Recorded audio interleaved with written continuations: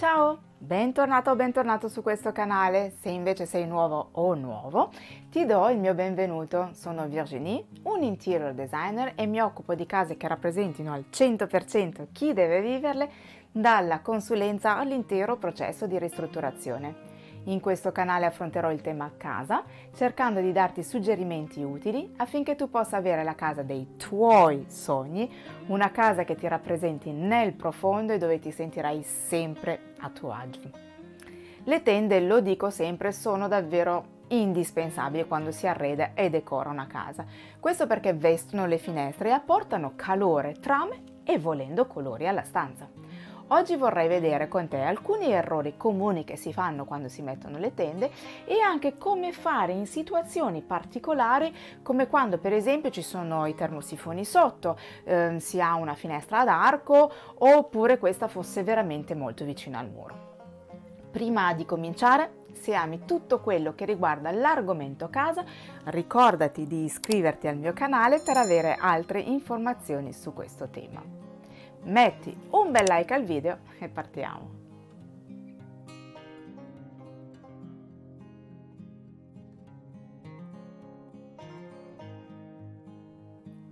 Partiamo dagli errori comuni che si fanno quando si appendono le tende.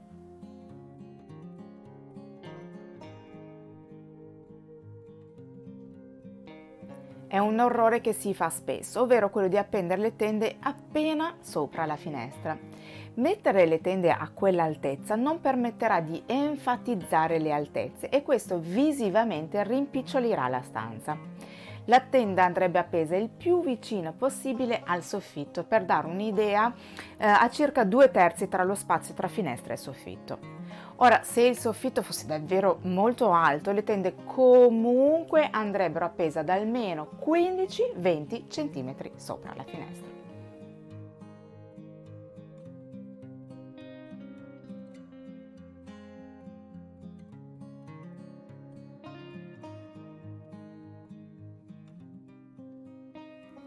Un altro errore che spesso si fa è di comprare un bastone della stessa misura della finestra o appena più lungo.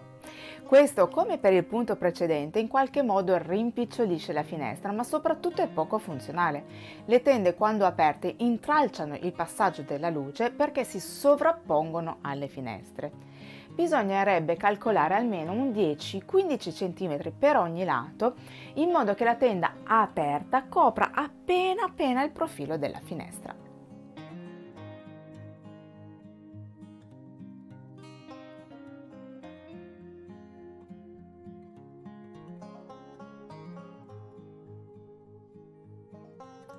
Le tende devono essere sempre morbide, sia da aperte che da chiuse. Se si sceglie un pannello troppo stretto, la tenda risulterà tirata quando le tende sono chiuse.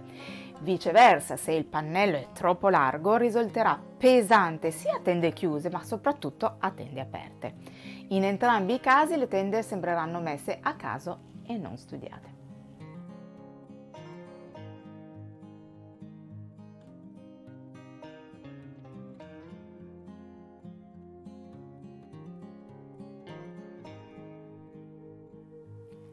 Un altro errore comunissimo è di avere le tende troppo corte. Fare questo, di nuovo, rimpicciolirà visivamente la stanza e, come per il punto precedente, le tende sembreranno messe senza un vero studio.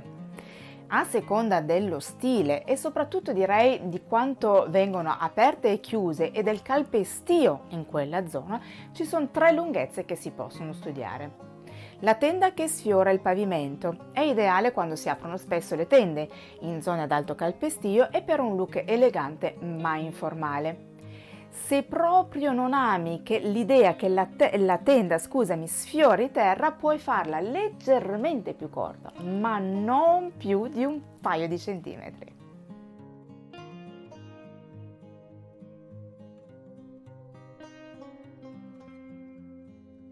Fare appoggiare la tenda leggermente, questo significa aggiungere un paio di centimetri alla tenda rispetto alla misura del pavimento, in modo che accarezzi il pavimento.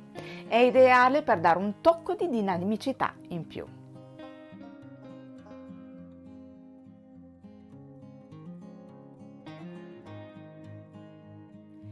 creare uno sbuffo a terra. Per fare questo bisogna aggiungere dai 4 ai 6 cm alla stoffa di nuovo rispetto alla lunghezza fino a pavimento. Questo darà un tocco di formalità e anche di eleganza all'ambiente. Ovviamente attenzione a non esagerare con lo sbuffo, prima di tutto perché c'è poi il rischio di inciamparci dentro, ma soprattutto risulterà tutt'altro che elegante.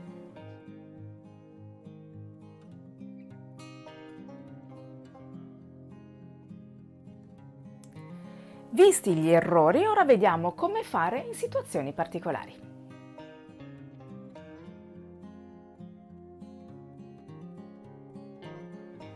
Potrebbe capitare di trovarsi delle finestre vicino al muro che non permettono di poter avere quei 10-15 cm in più per il bastone. Come fare quindi? In questo caso potrebbe essere utile decidere di cambiare tipologia di tenda, scegliendo tende a pacchetto o a rullo, non per forza a vetro, anche sempre a soffitto. Se poi invece hai delle finestre ad angolo e non hai la porzione di muro tra le finestre, è meglio evitare di avere 2 pannelli per ogni finestra, perché quando aperte si sovrapporrebbero alla finestra non lasciando passare bene la luce. Se questo è il caso e vorresti comunque usare il drappeggio, la soluzione c'è, ovvero usare 2 tipologie diverse di tende. Quindi a rullo o a pacchetto alla finestra e poi usare un bastone angolare e usare un solo pannello per ogni finestra. Questo semplice trucco farà sì che le finestre sembrino una sola, anche se angolari.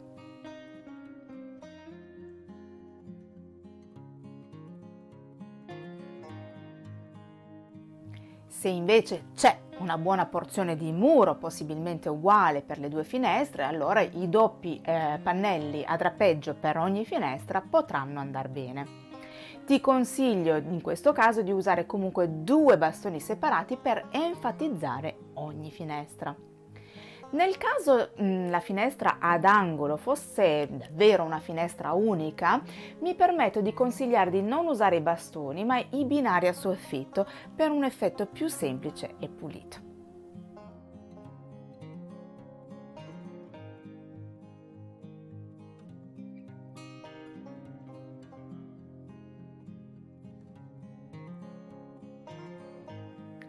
Forse nelle case di nuova generazione no, perché abbiamo il riscaldamento a pavimento, ma nella maggior parte delle altre case i termosifoni sono messi sotto le finestre. Questo probabilmente per non rubare spazio utile agli altri muri. Così posizionato però rende più complicato l'utilizzo di tende, perché se queste lo coprono ovviamente bloccano un po' il passaggio del calore. Anche in questo caso quindi potrebbe essere utile usare 2 diversi tipi di tende, con tende a rullo a pacchetto e anche il drappeggio. Quando i termosifoni sono accesi si terranno le tende a drappeggio aperte per lasciare il calore passare, ma non si dovrà rinunciare alla privacy perché si potranno tirare giù le altre tende. Così facendo non si bloccherà il calore, ma non si rinuncerà all'eleganza e alla pienezza che le tende a drappeggio danno.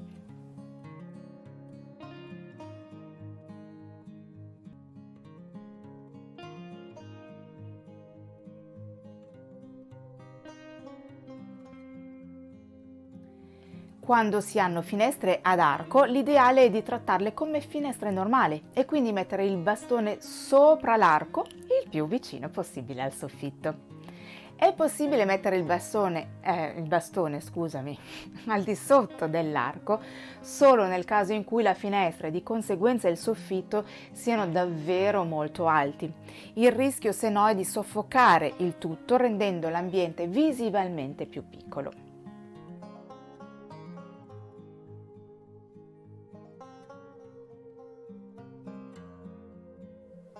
Spero che questo video ti sia stato utile e ti sia piaciuto. Nel caso fammelo sapere con un bel like e nei commenti. Sentiti poi libero di condividerlo con chiunque tu pensi possa essere interessato, ne sarò onorata e mi aiuterà a farmi conoscere. Se senti che la tua casa o qualche ambiente di essa non ti rispecchia abbastanza, non aspettare oltre e prenota la tua consulenza. Trovi i miei contatti in descrizione. Se poi non lo hai ancora fatto, ricordati anche di iscriverti al canale e di attivare la campanella per non perderti i prossimi video. Grazie di cuore di essere stato qui con me. A presto. Ciao!